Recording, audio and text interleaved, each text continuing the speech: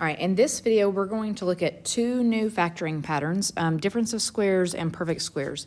And you can see, obviously, my feelings above. Perfect squares, if you recognize them, that's great. It can save you some time. But difference of squares are really super important. So, like, we need to be seeing this pattern and recognizing it when it comes. So the first thing we need to remember is what our perfect squares are. So give yourself a quick few seconds to write down the first 15 perfect squares.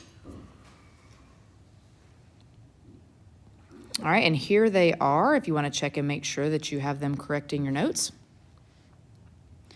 All right, and then we need to remember a few of our factoring patterns. So these, not factoring, multiplying patterns. So here are two problems that we have learned in the past.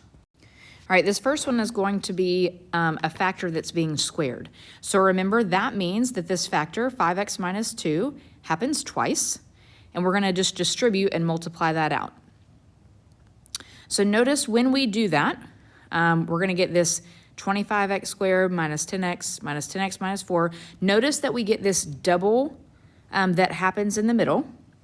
This is part of what we need to recognize for this pattern, is that middle part gets doubled. We also recognize that we have perfect numbers in the front and in the back of this problem.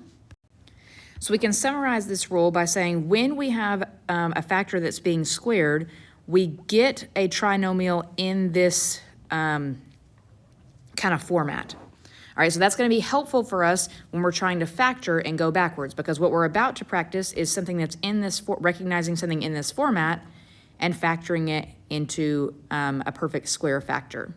All right, so let's look at another problem that we've seen before, another familiar one, and that is when we're multiplying two conjugates. So remember, that's when we have like something like this, same factors, one's plus, one's minus. So remember, when we multiply these out, we get the same terms, except these middle terms cancel. So it's important that we add that into our notes. These middle terms in this regard are going to cancel. So if it's the same sign twice, I'm just comparing these problems on the left, this same sign, it's going to double. If they're different signs, this plus minus, they're going to cancel. And then we're left with something that's in this format. So things to note about this final answer. So you should be writing down what I have in pencil down here. Again, I have perfect numbers in the front and the back, and I have a difference in the middle because this is going to be subtraction. And we talked about this once before, recognizing that any multiplication between conjugates will always end up in subtraction because you're always going to be doing a plus minus multiplication at the end, which will always give you subtraction here at the bottom. All right, so let's see if we can take these things, how we know how to multiply and come up with an answer, how we can work backwards. We can take the answer and turn it into a multiplication problem, which is what we call the process of factoring.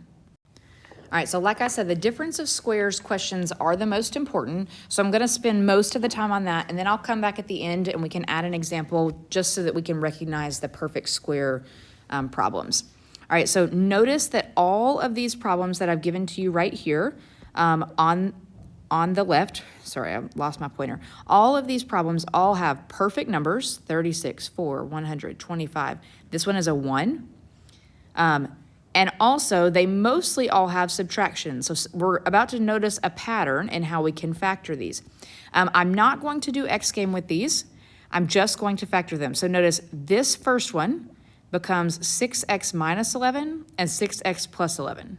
The 36 breaks apart to be 6 and 6. 121 breaks apart to be negative 11 and positive 11. All right, the next one becomes 2x minus 3 and 2x plus 3. All right, just like we saw with our last lesson, the idea is that hopefully you start to see the shortcut. All right, so if we think about this third one, it's going to give me 10x minus 1, 10x plus 1. Now, the next one you might want to say is 5x minus 4 and 5x plus 4. But the kicker here is that this one has, an addition sign right here, which is going to be a problem. Because that's an addition sign, I can't break it up, so it does not factor. All right, the last one also has a problem. I notice it has subtraction, but 6 is not a perfect square. So we're going to include this as a non-example as well. This does not factor because 6 is not perfect. All right, we got one more of these examples to go. In this question, I have the problem 50x squared minus 8. I notice that neither one of those are perfect squares, but they do have subtraction. What I do notice is that both of these are divisible by 2. So I'm going to start by taking out a GCF of 2, which is then going to lead me to a problem that looks like this. 2 times 25x squared minus 4. Now I'm going to recognize that I have this difference of squares problem again. And so I can just split that part apart to be 5x minus 2 and 5x plus 2. All right, let's look at one more example on perfect squares together. All right, so on this example, let's say that you don't notice anything. You're going to go ahead and start by doing X game. And as soon as I do X game, I notice that this is 576. And then I need numbers that add to equal 48. Okay, I think that all of us would like to avoid breaking down something like 576. So we're going to see if there's another shortcut that we can do. One of the options is to try to check to see if there's a GCF. I noticed that I can divide the first two numbers by 2 or even maybe something bigger, but the last number only divides by 3, so no, there is no GCF on this problem. But the pattern that I can recognize is that 64 and 9 are both perfect square numbers. So I'm going to just take a guess, kind of. I think that this might be 8 and 3, because those are their perfect numbers. And so I'm going to just go ahead and write out the factors, 8x plus 3 and 8x plus 3. Now this one's easy because there's no negative signs, but so I'm just going to guess that those are all positive. And then I can just go back and check the way we were doing in class yesterday. So this is 24x. I'm going to get 24x again, which when I add those two together does give me 48x, which means this is the fully factored form, is 8x plus 3 and 8x plus 3. And then the simplest way that we can write that is to combine it back together, since it's the same factor twice, and write it as 8x plus 3 squared. All right, and then just one last thing to add. Remember that this is kind of a guessing process. You might have problems that have perfect square numbers in the front and in the back, and when you go to do this check in the middle, it doesn't work. So then you're gonna have to do X game and grouping. It's just that if you notice they're perfect squares, it might be a shortcut to get you to an answer sooner.